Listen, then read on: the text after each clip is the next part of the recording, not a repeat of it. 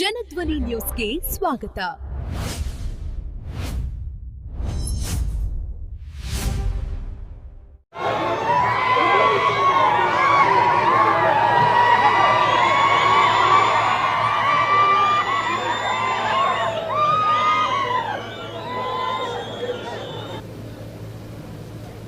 ಈ ಉಪಚುನಾವಣೆ ಆಕಸ್ಮಿಕವಾಗಿ ಬಂದಂತ ಚುನಾವಣೆ ಇದು. ನಾವ್ಯಾರೂ ಕೂಡ ನಿರೀಕ್ಷೆ ಮಾಡಿರಲಿಲ್ಲ.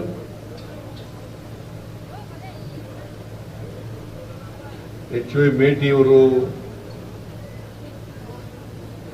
ನಿಧನರಾಗ್ತಾರೆ ಅಂತಕ್ಕಂಥದ್ದು ಯಾವ ಸೂಚನೆಗಳು ಇರಲಿಲ್ಲ, ಯಾವ ಚಿಹ್ನೆಗಳು ಇರಲಿಲ್ಲ. ಅವರು ಅಕಾಲಿಕ ಮರಣಕ್ಕೆ ತುತ್ತಾದರು.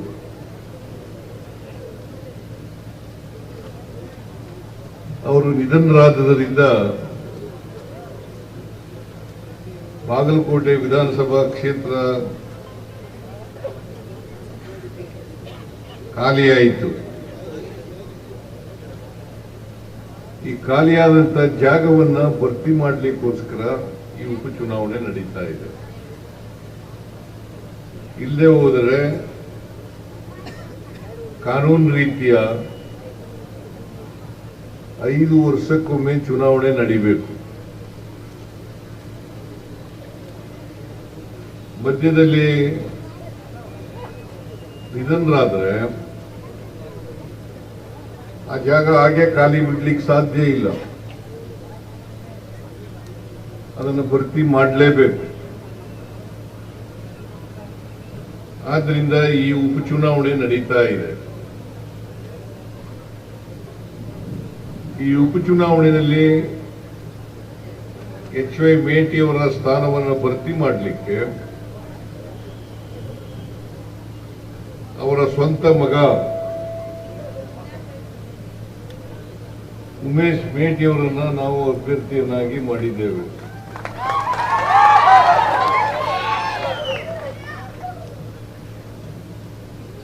ನಾಲ್ಕು ಜನರು ಕೂಡ ಟಿಕೆಟ್ ಕೇಳಿದ್ರು. ನಮ್ಮಲ್ಲಿ ಯಾರಿಗಾರು ಕೂಡ ನಾವೆಲ್ಲರೂ ಕೂಡ ಒಗ್ಗಟ್ಟಾಗಿ ಚುನಾವಣೆಯನ್ನ ಮಾಡ್ತೇವೆ ಅಂತಕ್ಕಂಥ ಮಾತುಗಳನ್ನ ಹೇಳಿದ್ರು. ಕಾಂಗ್ರೆಸ್ನ ಸಂಪ್ರದಾಯ ಮತ್ತು ಪದ್ಧತಿ, ಯಾರು ನಿಧನರಾಗ್ತಾರೆ ಅವ್ರ ಮನೆಯವರಿಗೆ ಕೊಡಬೇಕು ಅಂತಕ್ಕಂಥದ್ದು ಸಂಪ್ರದಾಯ ಮತ್ತು ಅದು ಯಾವಾಗಲೂ ಕೂಡ ನಡ್ಕೊಂಡು ಬಂದಿರತಕ್ಕಂಥ ರೀತಿ. ಅದಕ್ಕೋಸ್ಕರ ಅವ್ರ ಕುಟುಂಬ ವರ್ಗದವರಿಗೆ ಟಿಕೆಟ್ ಕೊಡಬೇಕು ಅಂತೇಳಿ ಕಾಂಗ್ರೆಸ್ಸಿನ ಹೈಕಮಾಂಡ್ ತೀರ್ಮಾನ ಮಾಡಿತು. ನಾನು ಕರೆದು ಮಾತನಾಡಿದ್ದೆ, ನಿಮ್ಮಲ್ಲಿ ಟಿಕೆಟ್ ಕೊಡ್ತೀವಿ, ಯಾರಿಗಾದ್ರೂ ಹೈಕಮಾಂಡ್ ಯಾರು ತೀರ್ಮಾನ ಮಾಡ್ತದೆ ನೀವೆಲ್ಲರೂ ಕೂಡ ಒಗ್ಗಟ್ಟಾಗಿ ಕೆಲಸ ಮಾಡಬೇಕು ಅಂತ ಹೇಳಿದ್ದೆ. ಹಾಗಾಗಿ ಅವರ 4 ಮಕ್ಕಳ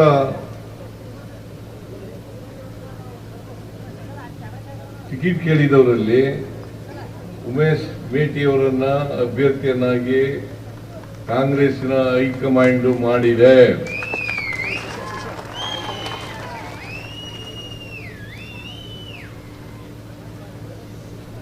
ಎಚ್.ವೈ. ಮೇಟಿಯವರು 5 ಬಾರಿ ಶಾಸಕರಾಗಿದ್ರು, ಒಮ್ಮೆ ಲೋಕಸಭಾ ಸದಸ್ಯರಾಗಿದ್ರು, ಮಂತ್ರಿನೂ ಕೂಡ ಆಗಿದ್ರು. ಅತ್ಯಂತ ನಿಷ್ಠಾವಂತ ಕಾಂಗ್ರೆಸ್ ಪಾರ್ಟಿಯ ಮನುಷ್ಯ. ನನಗೆ ಬಹಳ ಆಪ್ತರಾಗಿದ್ದಂಥವ್ರು.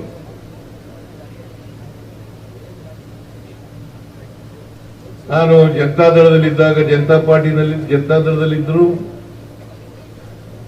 ಕಾಂಗ್ರೆಸ್ ಪಾರ್ಟಿಯನ್ನು ಸೇರ್ಕೊಂಡಾಗ ಕಾಂಗ್ರೆಸ್ ಪಕ್ಷಕ್ಕೆ ಬಂದರು, ಮತ್ತೆ ಕಾಂಗ್ರೆಸ್ ಪಕ್ಷದಲ್ಲೂ ಕೂಡ ನಿಷ್ಠಾವಂತ ಸದಸ್ಯನಾಗಿ ಕಾರ್ಯಕರ್ತನಾಗಿ ದುಡಿತಾ ಇದ್ರು. ನಾವ್ಯಾರು ಕೂಡ ನಿರೀಕ್ಷೆ ಮಾಡಿರಲಿಲ್ಲ. ಅವರು ಮಧ್ಯದಲ್ಲೇ ಕಾಲ ಆಯ್ತಾರೆ ಅಂತೇಳಿ, ಆದರೆ ಆಗಿದೆ. ಕಳೆದ ವಿಧಾನಸಭಾ ಚುನಾವಣೆಯಲ್ಲಿ ನೀವೆಲ್ಲರೂ ಕೂಡ ಬಾಗಲಕೋಟೆಯ ಮತಕ್ಷೇತ್ರದ ಎಲ್ಲ ಜನ ಅವರನ್ನು ಆಯ್ಕೆ ಮಾಡಿದ್ರಿ. ಅವರು ನನಗೆ ಬಹಳ ಹತ್ತಿರದಿಂದ ಗೊತ್ತಿರ್ತಕ್ಕಂಥವ್ರಾದ್ದರಿಂದ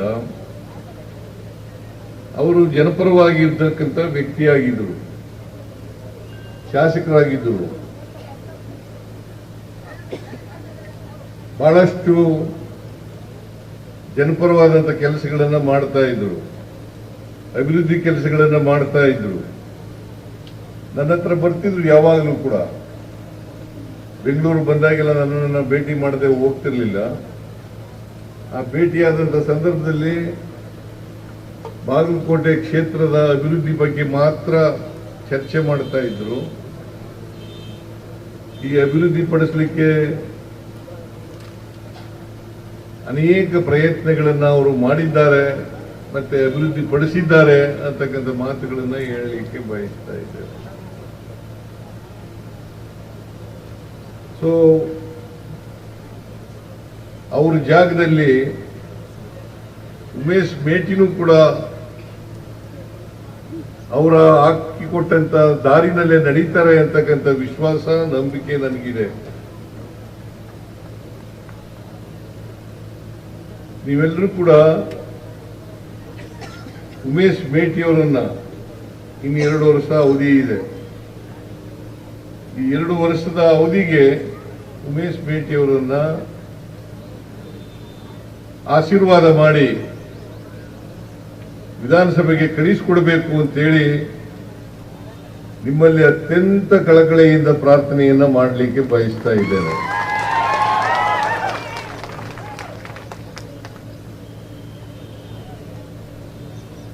ಮೇಟಿಯವರ ರೀತಿಯಲ್ಲೇ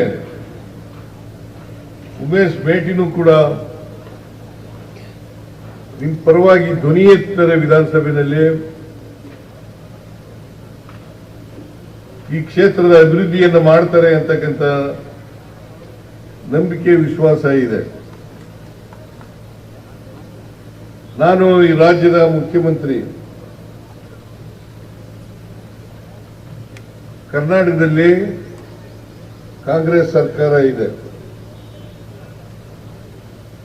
ಭಾರತೀಯ ಜನತಾ ಪಕ್ಷದವರು ಕೂಡ 4 ವರ್ಷ ಅಧಿಕಾರ ಮಾಡಿದ್ರು, 2019ರಿಂದ 23ರವರೆಗೆ. ಅವರ ಅಧಿಕಾರದ ಅವಧಿನಲ್ಲಿ ಯಾವ ಅಭಿವೃದ್ಧಿ ಕೆಲಸಗಳನ್ನು ಕೂಡ ಮಾಡಲಿಲ್ಲ. ನಿಮ್ಗೆಲ್ಲ ಗೊತ್ತಿದೆ ಅನ್ನೋ ಕಾಣಿಸುತ್ತೆ. ಅವರು ಯಾವ ಅಭಿವೃದ್ಧಿ ಕೆಲಸನೂ ಕೊಡ್ಲಿಲ್ಲ, ಮಾಡಲಿಲ್ಲ. 4 ವರ್ಷ ಅಧಿಕಾರದಲ್ಲಿ ಇದ್ದಾಗ ಯುಕೆಪಿ 3ನೇ ಹಂತ ಅದನ್ನು ಮಾಡ್ತಕ್ಕಂಥ ಪ್ರಯತ್ನವನ್ನ ಮಾಡಲಿಲ್ಲ. ಕೇಂದ್ರದಲ್ಲಿ ಅವರದೇ ಸರ್ಕಾರ, ರಾಜ್ಯದಲ್ಲೂ ಅವರದೇ ಸರ್ಕಾರ,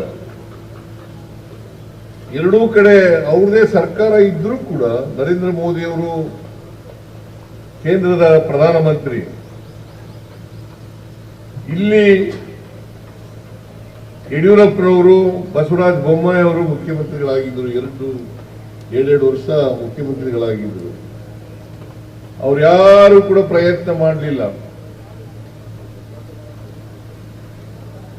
3ನೇ ಹಂತ ತೀರ್ಮಾನ ಆಗಿ 13 ವರ್ಷಗಳಾಗಿದೆ. 13 ವರ್ಷ 13 ವರ್ಷದಿಂದ ಗೆಜೆಟ್ ನೋಟಿಫಿಕೇಶನ್ ಆಗಿಲ್ಲ. ಗೆಜೆಟ್ ನೋಟಿಫಿಕೇಶನ್ ಮಾಡಲಿಕ್ಕೆ ಯಾವುದೇ ತೊಡಕುಗಳಿಲ್ಲ, ಅಡಚಣೆಗಳಿಲ್ಲ. ಈ ಗೆಜೆಟ್ ನೋಟಿಫಿಕೇಶನ್ ಅನ್ನ ಮಾಡಲಿಲ್ಲ. ಜೊತೆಗೆ 4 ವರ್ಷ ಅಧಿಕಾರದಲ್ಲಿ ಇದ್ದಂತ ಸಂದರ್ಭದಲ್ಲಿ ಭೂ ಪರಿಹಾರ ಕೊಡ್ತಕ್ಕಂಥ ಕೆಲಸವನ್ನ ಮಾಡಲಿಲ್ಲ. ಅವರು ಭೂಮಿ ಪರಿಹಾರ ಕೊಡಬಹುದಾಗಿತ್ತು ಕನಿಷ್ಠ ಪಕ್ಷ, ಅದನ್ನೂ ಕೂಡ ಮಾಡಲಿಲ್ಲ. ಕಡಿಮೆ ದುಡ್ಡನ್ನ ಪರಿಹಾರವಾಗಿ ಕೊಡ್ತೀವಿ ಅಂತೇಳಿ ಘೋಷಣೆ ಮಾಡಿದ್ರು. ಅದಕ್ಕೆ ಭೂಮಾಲೀಕರು ಒಪ್ಪಲಿಲ್ಲ. ನಾನು ಮುಖ್ಯಮಂತ್ರಿಯಾಗಿ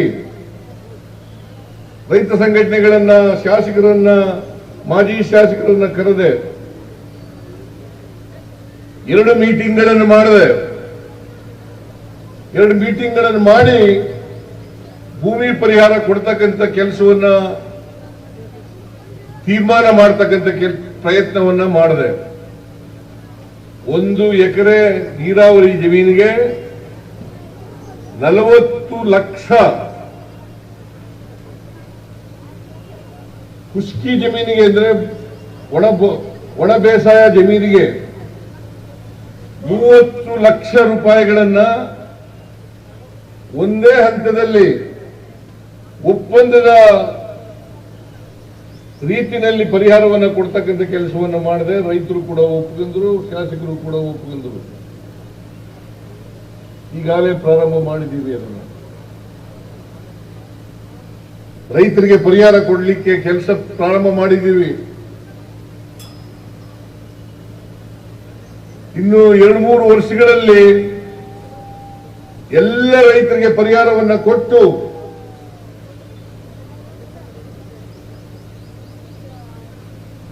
ಅವರನ್ನ ಸ್ಥಳಾಂತರ ಮಾಡತಕ್ಕಂಥ ಕೆಲಸವನ್ನ ಮಾಡ್ತೇವೆ. ಜೊತೆಗೆ ಕಾಲುವೆ ಭೂಮಿ ಕಳ್ಕೊಂಡಿರ್ತಕ್ಕಂಥವರಿಗೆ ಭೂಮಿಯನ್ನ ಪರಿಹಾರವನ್ನ ಕೊಡ್ತಕ್ಕಂಥ ಕೆಲಸವನ್ನ ಮಾಡ್ತೇವೆ. ಆದರೆ ಆಲ್ಮಟ್ಟಿ ಡ್ಯಾಮ್ನ ಎತ್ತರ ಆಗ್ಬೇಕಾದ್ರೆ ಕೇಂದ್ರ ಸರ್ಕಾರ ಗೆಜೆಟ್ ನೋಟಿಫಿಕೇಶನ್ ಅನ್ನ ಮಾಡಬೇಕು. 13 ವರ್ಷ ಆಯ್ತು ಗೆಜೆಟ್ ನೋಟಿಫಿಕೇಶನ್ ಮಾಡಿಲ್ಲ. ನೀವು ಇದನ್ನ ಅರ್ಥ ಮಾಡ್ಕೋಬೇಕು. ಕೇಂದ್ರದಲ್ಲಿ ಬಿಜೆಪಿ ಸರ್ಕಾರನೇ ಇದೆ, ಇಲ್ಲಿ ವಿರೋಧ ಪಕ್ಷವಾಗಿದ್ದಾರೆ. ನಾವು ಅನೇಕ ಸಾರಿ, ನಾನು ಡಿ.ಕೆ. ಶಿವಕುಮಾರ್, ನಮ್ಮ ಉಪಮುಖ್ಯಮಂತ್ರಿಗಳು, ನೀರಾವರಿ ಮಂತ್ರಿ, ಅವರು ಹೋಗಿ ಪ್ರಧಾನಮಂತ್ರಿಗಳನ್ನ, ನೀರಾವರಿ ಮಂತ್ರಿಗಳನ್ನ ಭೇಟಿ ಮಾಡಿ ಅನೇಕ ಸಾರಿ ಗೋಗರದು ನಾವು ಗೆಜೆಟ್ ನೋಟಿಫಿಕೇಶನ್ ಮಾಡ್ರಿ, ಗೆಜೆಟ್ ನೋಟಿಫಿಕೇಶನ್ ಮಾಡ್ರಿ ಅಂತೇಳಿ ಇವತ್ತಿನವರೆಗೆ ಮಾಡಿಲ್ಲ. ನೀವು ಇದನ್ನ ಅರ್ಥ ಮಾಡ್ಕೋಬೇಕಾಗ್ತದೆ. ಗೆಜೆಟ್ ನೋಟಿಫಿಕೇಶನ್ ಆಗದೇನೆ ಡ್ಯಾಮ್ನ ಎತ್ತರ ಮಾಡಲಿಕ್ಕೆ ಸಾಧ್ಯ ಇಲ್ಲ. ಅದಕ್ಕೋಸ್ಕರವಾಗಿ ನಾವು ಅನೇಕ ಸಾರಿ ಮನವಿ ಮಾಡಿದ್ರು ಕೂಡ ಇಲ್ಲಿವರೆಗೆ ಮಾಡಿಲ್ಲ. ನೀವು ದಯಮಾಡಿ ಅರ್ಥ ಮಾಡ್ಕೋಬೇಕಾಗ್ತದೆ. ಬಿಜೆಪಿಯವರು ಏನ್ ಹೇಳ್ತಾರೆ ಗೊತ್ತಿಲ್ಲ, ಇದ್ರ ಬಗ್ಗೆ ಸುಳ್ಳು ಹೇಳ್ತಾರೆ, ಅಪಪ್ರಚಾರ ಮಾಡ್ತಾರೆ. ಗೆಜೆಟ್ ನೋಟಿಫಿಕೇಶನ್ ಮಾಡಲಿಕ್ಕೆ ಯಾವುದೇ ಅಡಚಣೆಗಳಿಲ್ಲ, ಯಾವುದೇ ತೊಂದರೆಗಳಿಲ್ಲ. ಇದನ್ನ ತಾವೆಲ್ಲರೂ ಕೂಡ ಅರ್ಥ ಮಾಡ್ಕೊತೀರಿ ಅಂತಕ್ಕಂಥದ್ದು ನನ್ನ ಭಾವನೆ. ನಾನು ಈಗಲೂ ಕೂಡ ಒತ್ತಾಯ ಮಾಡ್ತೇನೆ, ಗೆಜೆಟ್ ನೋಟಿಫಿಕೇಶನ್ ಅನ್ನ ಮಾಡಿದ ಕೂಡಲೇ ಅಣೆಕಟ್ಟಿನ ಎತ್ತರವನ್ನ ಮಾಡತಕ್ಕಂಥ ಕೆಲಸವನ್ನ ನಾವು ಮಾಡುತ್ತೇವೆ. ಈ ಭಾಗದ ಜಮೀನುಗಳಿಗೆ ನೀರು ಕೊಡ್ತಕ್ಕಂಥ ಕೆಲಸವನ್ನ ಮಾಡ್ತೇವೆ. ಇದನ್ನ ಅವರು ಮಾಡಿಲ್ಲ.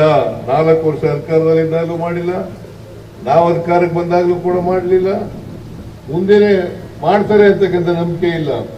ಅದಕ್ಕೋಸ್ಕರ ತಕ್ಕ ಪಾಠವನ್ನು ಕಲಿಸಬೇಕು ಅನ್ನೋದಾದ್ರೆ, ಅವರಿಗೆ ಸರಿಯಾದ ರೀತಿಯಲ್ಲಿ ಬುದ್ಧಿ ಕಲಿಸಬೇಕು ಅನ್ನೋದಾದ್ರೆ, ಈ ಚುನಾವಣೆಯಲ್ಲಿ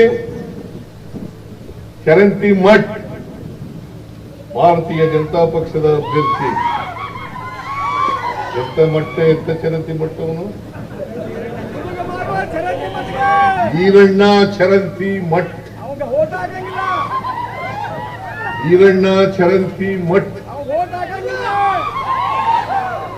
ಅವ್ರಿಗೆ ಕೇಳಿ ಯಾಕೆ ಗೆಜೆಟ್ ನೋಟಿಫಿಕೇಶನ್ ಇವತ್ತವರೆಗೆ ಮಾಡಿಲ್ಲ?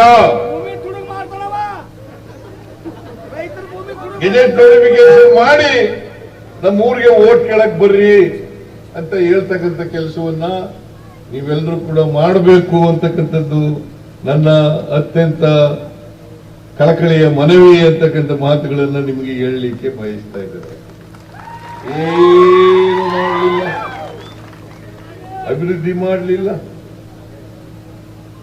ಅಭಿವೃದ್ಧಿ ಮಾಡಲಿಲ್ಲ, ಯಡಿಯೂರಪ್ಪನವರು ಮಾಡಲಿಲ್ಲ, ಬಸವರಾಜ ಬೊಮ್ಮಾಯಿ ಅವರು ಮಾಡಲಿಲ್ಲ, ಬರೀ ಲೂಟಿ ಹೊಡಿತಕ್ಕಂಥ ಕೆಲಸವನ್ನ ಮಾಡಿದ್ರು, ಬರೀ ಲೂಟಿ ಹೊಡಿತಕ್ಕಂಥದ್ದು. ನಾನು ಎಲ್ಲ ವಿಚಾರಗಳನ್ನು ಕೂಡ ಹೇಳಕ್ ಹೋಗಲ್ಲ. ಇವತ್ತು ನಾನು ಹಣಕಾಸಿನ ಮಂತ್ರಿಯಾಗಿ, ಉಪಮುಖ್ಯಮಂತ್ರಿಯಾಗಿ, ಮುಖ್ಯಮಂತ್ರಿಯಾಗಿ ಹೇಳಿದ್ದೆ. ಎಚ್ ಮೇಟಿಯವರು ಯಾವಾಗಲೂ ಕೂಡ ನಾನು ಭೇಟಿಯಾದಾಗ ಬಾಗಲಕೋಟೆಗೆ ಒಂದು ಮೆಡಿಕಲ್ ಕಾಲೇಜ್ ಬೇಕು, ಬಾಗಲಕೋಟೆಗೆ ಒಂದು ಮೆಡಿಕಲ್ ಕಾಲೇಜ್ ಬೇಕು, ಒಂದು ಆಸ್ಪತ್ರೆ ಆಗಬೇಕು ಅಂತಕ್ಕಂಥ ಮಾತುಗಳನ್ನ ಒತ್ತಾಯ ಪೂರ್ವಕವಾಗಿ ಹೇಳ್ತಾ ಇದ್ರು. ನಾನು ಘೋಷಣೆ ಮಾಡಿದ್ದೆ, 16-17ರಲ್ಲಿ ಘೋಷಣೆ ಮಾಡಿದ್ದೆ. ಆದ್ರೆ ಕಾರಣಾಂತರದಿಂದ ಮಾಡಲಿಕ್ಕೆ ಆಗಲಿಲ್ಲ. ಆದ್ರೆ ಈ ಸಾರಿ ಅಂದ್ರೆ ಕಳೆದ ವರ್ಷ ನಾನು ಬಜೆಟ್ ಮಂಡಿಸಕ್ಕಿಂತ ಮುಂಚಿತವಾಗಿ ಮೇಟಿಯವರು ಹೇಳಿದ್ರು ಮೆಡಿಕಲ್ ಕಾಲೇಜನ್ನ ಮಾಡಲೇಬೇಕು ಈ ಸಾರಿ ಅಂತ ಹೇಳಿದ್ರು. ನಾನು ಆಯ್ತಪ್ಪ ಅಂತ ಹೇಳಿ ಮೇಟಿಯವರಿಗೆ 2025-26ರಲ್ಲಿ ಘೋಷಣೆ ಮಾಡಿದೆ. ಮೆಡಿಕಲ್ ಕಾಲೇಜನ್ನ ಬಾಗಲಕೋಟೆಯಲ್ಲಿ ಕೊಟ್ಟೇ ಕೊಡ್ತೀವಿ ಅಂತಕ್ಕಂಥ ಮಾತುಗಳನ್ನ ಹೇಳಿದೆ. ಆದರೆ ಕಾರಣಾಂತರದಿಂದ ಸ್ವಲ್ಪ ವಿಳಂಬ ಆಯಿತು ಅದನ್ನ ಶಂಕುಸ್ಥಾಪನೆ ಮಾಡೋದು. ಆ ಶಂಕುಸ್ಥಾಪನೆಯಲ್ಲಿ ಅಷ್ಟೊತ್ತಿಗೆ ಎಚ್ ವೈ ಮೇಟಿಯವರು ನಿಧನರಾಗಿದ್ರು. ಅವರು ಶಂಕುಸ್ಥಾಪನೆ ಕಾರ್ಯಕ್ರಮದಲ್ಲಿ ಇರಲಿಲ್ಲ ಅಂತಕ್ಕಂಥದ್ದೇ ಬಹಳ ನೋವಿನ ಸಂಗತಿ. ಇವತ್ತು ಬಾಗಲಕೋಟೆಗೆ ಮೆಡಿಕಲ್ ಕಾಲೇಜು ಬಂದಿದ್ರೆ ಈಗಾಗಲೇ ಶಂಕುಸ್ಥಾಪನೆ ಮಾಡಿದ್ದೀವಿ. ಕಳೆದ ತಿಂಗಳು ಶಂಕುಸ್ಥಾಪನೆ ಆಗಿದೆ. ಆ ಶಂಕುಸ್ಥಾಪನೆ ಆಗ್ಬೇಕಾದ್ರೆ, ಮೆಡಿಕಲ್ ಕಾಲೇಜ್ ಆಗ್ಬೇಕಾದ್ರೆ ಬಾಗಲಕೋಟೆನಲ್ಲಿ ಅದಕ್ಕೆ ಕಾರಣ ಎಚ್ ವೈ ಮೇಟಿಯವರು ಅಂತಕ್ಕಂಥದನ್ನ ಅರ್ಥ ಮಾಡ್ಕೋಬೇಕಾಗ್ತದೆ. ಇವರು 4 ವರ್ಷ ಇದ್ರು ಬಿಜೆಪಿಯವರು. 4 ವರ್ಷದಲ್ಲಿ ಮೆಡಿಕಲ್ ಕಾಲೇಜನ್ನು ಮಾಡಲಿಲ್ಲ. ನಾನು ಭರವಸೆ ಕೊಟ್ಟಿದ್ದೆ ಈ ರಾಜ್ಯದ ಜನರಿಗೆ, ಪ್ರತಿ ಜಿಲ್ಲೆನಲ್ಲಿ ಒಂದು ಮೆಡಿಕಲ್ ಕಾಲೇಜನ್ನು ಮಾಡ್ತೇನೆ, ಆಸ್ಪತ್ರೆಯನ್ನು ಮಾಡೇ ಮಾಡ್ತೀನಿ ಅಂತೇಳಿ. ಈಗಾಗಲೇ ಸುಮಾರು 24 ಜಿಲ್ಲೆಗಳಲ್ಲಿ ಮೆಡಿಕಲ್ ಕಾಲೇಜ್ ಆಗಿದೆ, ಆಸ್ಪತ್ರೆಗಳಾಗಿದ್ದಾವೆ, ಟ್ರಾಮಾ ಸೆಂಟರ್ಗಳಾಗಿದ್ದಾವೆ, ಜೊತೆಗೆ ಸೂಪರ್ ಸ್ಪೆಷಾಲಿಟಿ ಆಸ್ಪತ್ರೆಗಳನ್ನು ಕೂಡ ಮಾಡ್ತೇವೆ. ಬಾಗಲಕೋಟೆನಲ್ಲೂ ಕೂಡ ಬರೀ ಮೆಡಿಕಲ್ ಕಾಲೇಜ್ ಎಲ್ಲ ಆಸ್ಪತ್ರೆ ಮಾಡಿ ಸೂಪರ್ ಸ್ಪೆಷಾಲಿಟಿ ಆಸ್ಪತ್ರೆಯನ್ನು ಕೂಡ ಮಾಡ್ತೇವೆ, ಟ್ರಾಮಾ ಸೆಂಟರ್ ಕೂಡ ಮಾಡ್ತೇವೆ ಅಂತಕ್ಕಂಥ ಮಾತುಗಳನ್ನ ಈ ಸಂದರ್ಭದಲ್ಲಿ ಹೇಳಲಿಕ್ಕೆ ಬಯಸ್ತಾ ಇದ್ದೇನೆ. ಇಷ್ಟೆಲ್ಲ ಆಗ್ಬೇಕಾದ್ರೆ ಎಚ್ ವೈ ಮೇಟಿಯವರು ಕಾರಣ ಅಂತಕ್ಕಂಥ ಮಾತುಗಳನ್ನ ಹೇಳಲಿಕ್ಕೆ ಬಯಸ್ತಾ ಇದ್ದಾರೆ. ನಮ್ಮ ಸರ್ಕಾರ ನುಡಿದಂತೆ ನಡೆಯುವ ಸರ್ಕಾರ. ಏನ್ ಮಾತು ಕೊಟ್ಟಿದ್ದೀವಿ ಅದನ್ನ ನಡೆಸ್ತಕ್ಕಂಥ ಪ್ರಯತ್ನವನ್ನ ಮಾಡ್ತೇವೆ, ಪ್ರಾಮಾಣಿಕ ಪ್ರಯತ್ನವನ್ನ ಮಾಡ್ತೇವೆ. ಈಗ ನಾನು 2013ರಿಂದ 2018ರವರೆಗೆ ಮುಖ್ಯಮಂತ್ರಿ ಆಗಿದ್ದೆ. ಆ ಸಂದರ್ಭದಲ್ಲಿ 165 ಭರವಸೆಗಳನ್ನ ಜನರಿಗೆ ಕೊಟ್ಟಿದ್ದು, ಈ ರಾಜ್ಯದ ಜನರಿಗೆ ಕೊಟ್ಟಿದ್ದು. ಆ 165 ಭರವಸೆಗಳಲ್ಲಿ 158 ಭರವಸೆಗಳನ್ನ ಈಡೇರಿಸ್ತು. 158 ಭರವಸೆಗಳನ್ನ ಈಡೇರಿಸಿದ್ದೀವಿ. ಅನ್ನಭಾಗ್ಯ, ಕ್ಷೀರಭಾಗ್ಯ, ಕ್ಷೀರಧಾರೆ, ಕೃಷಿ ಭಾಗ್ಯ, ಮನಸ್ವಿನಿ, ಮತ್ತೆ ಶಿವಭಾಗ್ಯ, ಇವೆಲ್ಲ ಕಾರ್ಯಕ್ರಮಗಳನ್ನ ಮಾಡಿರ್ತಕ್ಕಂಥದ್ದು ನಾವೇನೆ. ಮತ್ತೆ ಸಾಲ ಮನ್ನಾ ಮಾಡಿರ್ತಕ್ಕಂಥ ಈಗಾಗಲೇ ನಮ್ಮ ಸರ್ನಾಯಕ್ ಅವರು ಪ್ರಸ್ತಾಪ ಮಾಡಿದ್ದಾರೆ. 50,000ವರೆಗೆ ಸಾಲ ಮನ್ನಾ ಮಾಡೋದು. ಕೇಂದ್ರ ಸರ್ಕಾರ 72,000 ಕೋಟಿ ಸಾಲ ಮನ್ನಾ ಮಾಡುತ್ತೆ. 72,000 ಕೋಟಿ ಸಾಲ. ನರೇಂದ್ರ ಮೋದಿ ಅವರು 1 ರೂಪಾಯಿ ಮನ್ನಾ ಮಾಡಿದಾರ ಏನ್ರಿ? ನೀವೇ ರೈತರು ಹೇಳಿ ನೋಡೋಣ. 1 ರೂಪಾಯಿ ಮನ್ನಾ ಮಾಡಿದಾರ? ಮತ್ತೆ ಯಾಕೆ ಓಟ್ ಹಾಕ್ಬೇಕು ಅವರಿಗೆ? ಯಾಕೆ ಓಟ್ ಹಾಕ್ಬೇಕು? 1 ರೂಪಾಯಿ ಮನ್ನಾ ಮಾಡಲಿಲ್ಲ.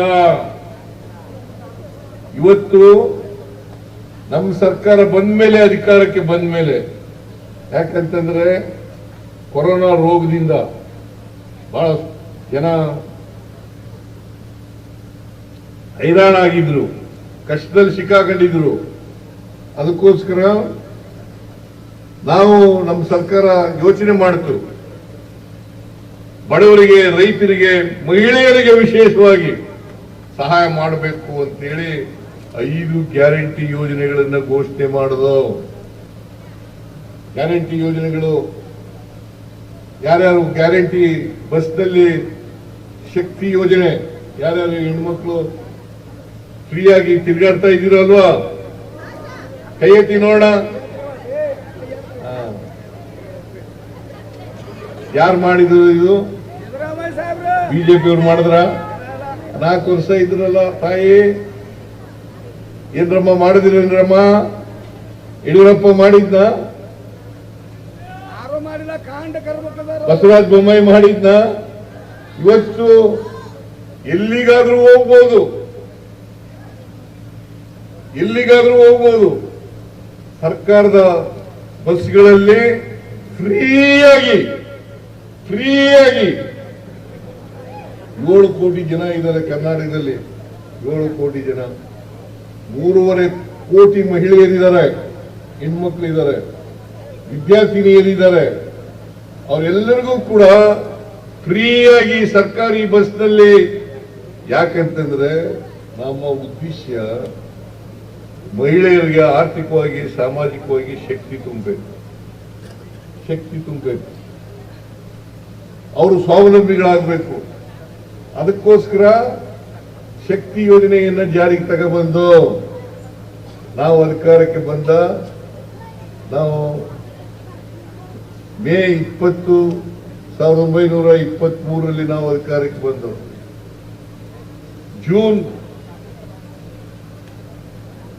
ಜೂನ್ ತಿಂಗಳಲ್ಲಿ ಈ ಕಾರ್ಯಕ್ರಮಕ್ಕೆ ಜಾರಿಯನ್ನ ಅನುಷ್ಠಾನವನ್ನ ಮಾಡ್ತಕ್ಕಂಥ ತೀರ್ಮಾನವನ್ನ ಮಾಡೋದು. ಜೂನ್ ತಿಂಗಳಲ್ಲೇ, ಮೇ ತಿಂಗಳಲ್ಲಿ ಅಧಿಕಾರಕ್ಕೆ ಬಂದು ಜೂನ್ ತಿಂಗಳಲ್ಲಿ ಜಾರಿ ಮಾಡ್ತಕ್ಕಂಥ ಕೆಲಸವನ್ನು ಮಾಡೋದು. ಬಿಜೆಪಿಯವರು ಯಾವತ್ತಾರು ಮಾಡಿದಾರ ತಾಯಿ? ಮತ್ತೆ ಯಾಕೆ ಓಟ್ ಕೇಳೋಕೆ ಅವ್ರಿಗೆ ಏನ್ ನೈತಿಕ ಹಕ್ಕಿದೆ? ಆಮೇಲೆ ಗೃಹಲಕ್ಷ್ಮಿ 1,26,00,000 ಮಹಿಳೆಯರಿಗೆ.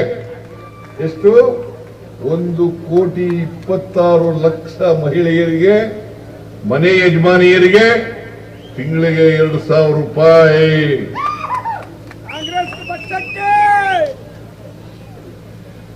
ಬಿಜೆಪಿಯವರು ಯಾವತ್ತಾರು ಮಾಡಿದಾರ ತಾಯಿ? ನೀವು ಹೇಳಿ. ಮತ್ತೆ ಹೆಂಗೆ ಓಟ್ ಕೇಳ್ತಾರೆ ಅವರು? ಚರಂತಿ ಮಠ್ ಪರ ಹೆಂಗೆ ಓಟ್ ಕೇಳಕ್ಕೆ ಅವ್ರಿಗೆ ನೈತಿಕವಾದಂತಹ ಶಕ್ತಿ ಇದೆ, ನೈತಿಕವಾದಂತಹ ಅಧಿಕಾರ ಇದೆ. ನಿಮ್ಗೆಲ್ಲ ಮೋಸ ಮಾಡಿ 4 ವರ್ಷ ಅಧಿಕಾರದಲ್ಲಿ ಇದ್ದು ಏನೋ ಮಾಡದೆ ಇವತ್ತು ಮನೇಲಿ ಕೂತಿದ್ದಾರೆ, ವಿರೋಧ ಪಕ್ಷದಲ್ಲಿ ವಿರೋಧ ಮಾಡ್ತಾ ಇದ್ದಾರೆ. ಇವ್ರು ಯಾರು ಗೊತ್ತಾ? ಬಿಜೆಪಿಯವರು 5 ಗ್ಯಾರಂಟಿ ಯೋಜನೆಗಳನ್ನ ವಿರೋಧ ಮಾಡಿದವರು, ವಿರೋಧ ಮಾಡಿದವರು. ಅಭಿವೃದ್ಧಿ ಕೆಲಸಗಳೆಲ್ಲ ನಿಂತು ಹೋಗ್ಬಿಡ್ತವೆ. ಗ್ಯಾರಂಟಿ ಯೋಜನೆಗಳನ್ನ ಮಾಡಬೇಡಿ.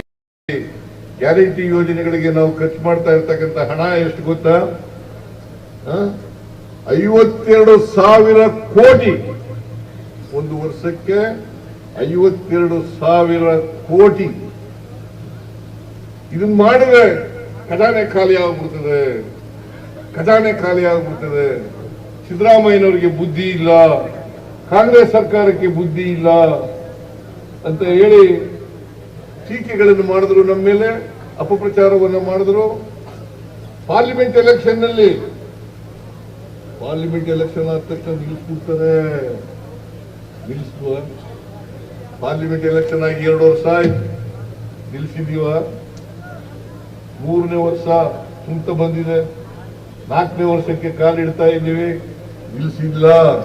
ಇಲ್ಲಿವರೆಗೆ ನಾವು ಖರ್ಚು ಮಾಡಿರ್ತಕ್ಕಂಥ ಹಣ ಸುಮಾರು 1,40,000 ಕೋಟಿ. 1,40,000 ಕೋಟಿ ಗ್ಯಾರಂಟಿ ಯೋಜನೆಗಳಿಗೆ ನಾವು ಖರ್ಚು ಮಾಡಿರ್ತಕ್ಕಂಥ ಹಣ 1,40,000 ಕೋಟಿ, 40,000 ಕೋಟಿ ನಾವು ಖರ್ಚು ಮಾಡಿದ್ದೀವಿ. ಯಾಕೆ ಮಾಡಿದ್ದೀವಿ ಅಂತಂದ್ರೆ ಕೊಂಡ್ಕೊಳ್ತಕ್ಕಂಥ ಶಕ್ತಿ ಜಾಸ್ತಿ ಆಗಬೇಕು ಹೆಣ್ಮಕ್ಳಿಗೆ. ಅದಕ್ಕೆ ನಾವು ಯೂನಿವರ್ಸಲ್ ಬೇಸಿಕ್ ಇನ್ಕಮ್ ಅನ್ನೋ ಥಿಯರಿನಲ್ಲಿ 2 ತತ್ವಗಳಿದ್ದಾವೆ. ಒಂದು ಆರ್ಥಿಕ ತತ್ವ, ಇನ್ನೊಂದು ಸಪ್ಲೈ ಮತ್ತು ಡಿಮ್ಯಾಂಡ್.